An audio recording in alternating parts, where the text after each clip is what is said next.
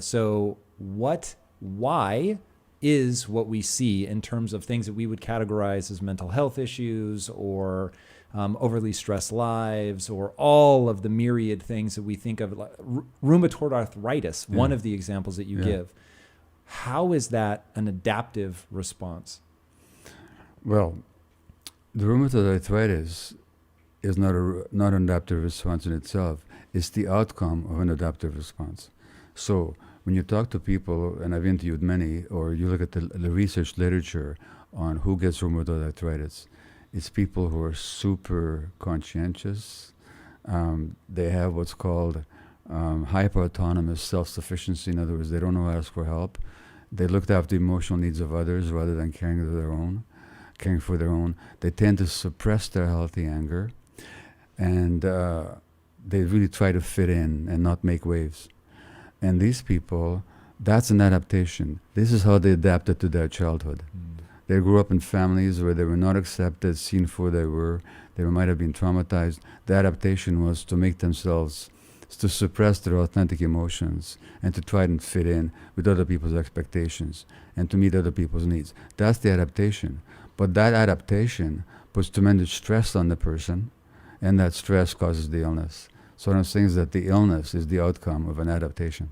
Okay, so let's talk about that adaptation. So I think a lot about the human mind as having directives. There are things that we have been hardwired to do over millions of years of evolution through even, sort of the non-human part of our evolutionary tree up through where we are now.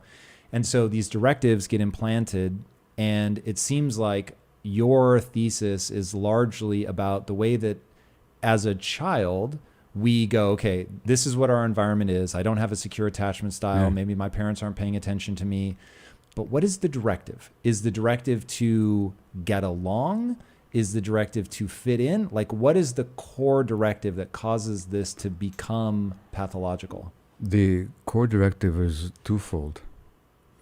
One is we have to attach, we have to belong, we have to connect. But the other directive is that we have to do so while maintaining our own autonomy, our own authenticity.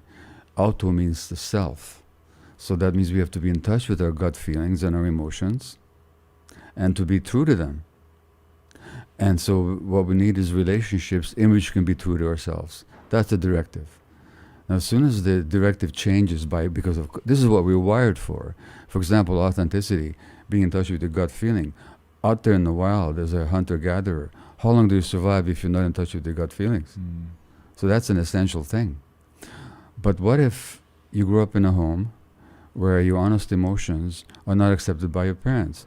Let's say your parents have read Jordan Peterson's book, 12 Rules for Life, where he actually says that an angry child should be made to sit by themselves till they come back to normal. Or that parents should be able to hit their kids in order to get them to comply.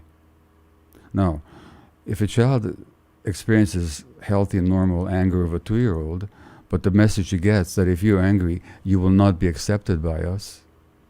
In fact, you'll be excluded, you'll be given a time out, we won't even be with you until you come back to quote-unquote normal, then the child will adaptively repress their anger so as to maintain their relationship with their parents.